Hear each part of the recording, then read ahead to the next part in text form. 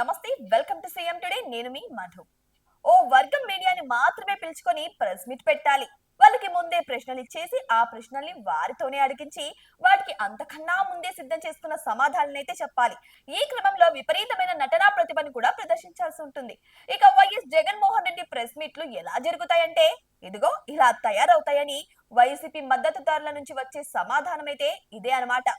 ఇక బెంగళూరు నుంచి అప్పుడప్పుడు తాడేపల్లికి రావడం, వీలైతే చావు పరామర్శలకు వెళ్ళడం, లేదంటే జైలు పరామర్శలకు వెళ్ళడం, లేదా ప్రెస్ మీట్లు పెట్టడం.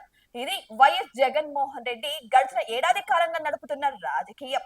గతంలో చంద్రబాబు అలాగే పవన్ కళ్యాణ్ తదితరులను ఉద్దేశించి వీకెండ్ పొలిటీషియన్స్ అని కామెంట్ చేసిన వైఎస్ జగన్ ఇప్పుడు చేస్తున్నది అదే వీకెండ్ రాజకీయం కదా.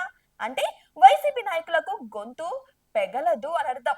అసలు విషయానికి వస్తే చెల్లెలు షర్మిల ఫోన్ ట్యాపింగ్ గురించి రప్పారప్ప నరుకుడు గురించి మీడియాతోనే ప్రశ్నలు వేయించుకొని వాటికి ముందే సిద్ధం చేసుకున్న సమాధానాలని చెప్పేశాడు వైఎస్ జగన్మోహన్ రెడ్డి. అదే ప్రెస్ మీట్ లో ఎవరైతే సిద్ధం చేసుకున్నారో ఆ ప్రెస్ మీట్ లోనే మొత్తం ఒక స్క్రిప్టెడ్ అన్నమాట. నేరాన్ని సమర్థించడంలో వైఎస్ జగన్మోహన్ రెడ్డికి ఇంకెవ్వరూ సాటిరారు. ఈ విషయం ఇంకోసారి నిరూపితమైంది కూడా. రప్పా రప్పా నరుకుతాం అని రాజకీయ ప్రత్యర్థుల్ని ఉద్దేశించి వైసీపీ క్యాడర్ నినాదిస్తోంది. అయితే మంచిదే కదా అన్నారు వైఎస్ జగన్. మరి ఇదే తరహా బెదిరింపులు కూటమి పార్టీల కార్యకర్తల నుంచి వైసీపీ వైపుకు వస్తే ఏంటి పరిస్థితి అని కనీసం ఆలోచించలేకపోతున్నారు వైఎస్ జగన్మోహన్ రెడ్డి. ఇక చెల్లెలి ఫోన్ ట్యాపింగ్ వ్యవహారం విషయానికి వస్తే జగన్ స్పందించిన తీరు అత్యంత హేయంగా ఉందని చెప్పొచ్చు. రాజకీయ విభేదాల వల్లనో లేకపోతే కుటుంబంలో ఆస్తి పంపకాల గొడవల వల్లనో అన్న చెల్లెల మధ్య పంచాయతీ నడుస్తుండొచ్చు కాగా, కానీ ఫోన్ ట్యాపింగ్ వ్యవహారంలో షర్మిలకు అండగా నిలవాలి కదా వైఎస్ జగన్. ఎందుకంటే ఆయన ఒక అన్న హోదాలో ఉన్నారు. ఎంత కాదన్నా ఎన్ని గొడవలున్నా సరే వైఎస్ జగన్మోహన్ రెడ్డికి వైఎస్ షర్మిల చెల్లలే కదా.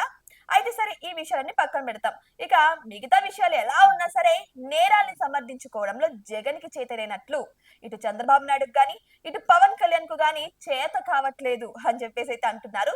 ఇది రాష్ట్ర వ్యాప్తంగా ప్రజల్లో జరుగుతున్న చర్చ అని కూడా చెప్పొచ్చు. నిజంగా అసలు తనకు తానే సృష్టించుకున్న ప్రెస్ మీట్లు, తనకు తానే సృష్టించుకున్న సమాధానాలు, తనకు తానే సృష్టించుకున్న క్వశ్చన్లు ఇవన్నీ చూస్తుంటే ఇంత నటన, అసలు నట సామ్రాట్ అని కూడా అనొచ్చేమో. ఇంత పెద్ద నటన ఎవరికి సాధ్యం కాదు.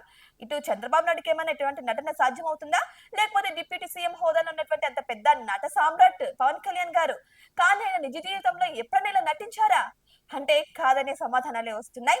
అయితే చెల్లెల విషయంలో కూడా ఇలాంటి రియాక్షన్ కరెక్ట్ కాదని అంటున్నారు వైసీపీ కార్యకర్తలు. ఈ మాటలు అంటున్నారంటే ఇక అర్థం చేసుకోండి మన జగనన్న నటన ఏ రేంజ్ లో ఉందో, ఎక్కడి దాకా దూసుకెళ్తుందో. అయితే ఇదంతా పక్కన పెడితే స్వయంగా తన చెల్లెలే చెప్పుకొస్తుంది. ఇంతకు ముందే నా ఫోన్ ట్యాపింగ్ జరిగింది, నేను ఎక్కడికి వెళ్తున్నాను, ఏం చేస్తున్నాను, ప్రతి ఒక్కటి కూడా నాకు ముందే ఫోన్ చేసి చెప్తున్నారు. అరే నా పక్కన ఉన్న ప్రత్యర్థులకే తెలీదు, ఎవరికో ఎక్కడో తెలిసి నాకు ఫోన్ చేసి అడగడం ఏంటి, ఇది ఫోన్ ట్యాపింగే కదా అని చెప్పేసి ఆమె బహిరంగంగా చెబుతుంటే అసలు ఫోన్ ట్యాపింగ్ ఏంటి, ఫోన్ ట్యాపింగ్ అంటేనే నాకు తెలియదు అన్న రీతిలో అయితే జగన్మోహన్ రెడ్డి మాట్లాడుతున్నారు.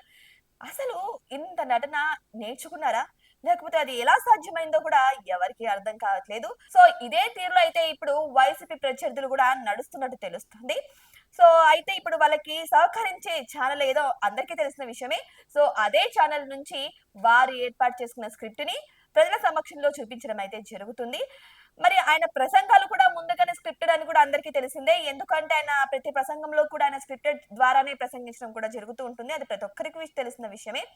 సో ఇప్పుడు ఏమిటంటే విషయము, ఇంత చక్కగా రచన, కథ, స్క్రీన్ ప్లే కూడా ఇప్పుడు ఉన్న కూటమి ప్రభుత్వానికి ఎందుకు సాధ్యం కావట్లేదు, జగన్ కి సాధ్యమైంది వీళ్ళకి ఎందుకు సాధ్యం కావట్లేదు అని అయితే వస్తుంది.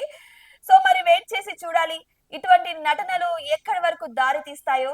అయితే ఒక్కటి మాత్రం నిజం, ఆడవారితో పెట్టుకున్న వాళ్ళు ఎవరు బాగుపడినట్టు చరిత్రలోనే లేదు. ఇంటి ఆడపిల్లకి కనీసం కంటి నీళ్ళు అనేది రానివ్వకుండా సంతోషంగా చూసుకోవాలని మన సాంప్రదాయాలు చెబుతున్నాయి. అటువంటి ఇంటి ఆడపిల్ల ఘోషనే వీరికి తగిలిందని కూడా కొంతమంది అంటున్నారు. అందువల్లనే ఇప్పుడు వచ్చే ఎలక్షన్ లో కూడా ఓడిపోయారని కూడా అన్నారు. సో మరి వెయిట్ చేసి చూద్దాం ఇంకా జగన్మోహన్ రెడ్డి గారు ఎటువంటి స్క్రిప్ట్లు రైట్లు రాస్తారు అనేది కూడా. మరి ఇటువంటి అప్డేట్స్ కోసం అయితే మన ఛానల్ ని సబ్స్క్రైబ్ చేసుకోండి.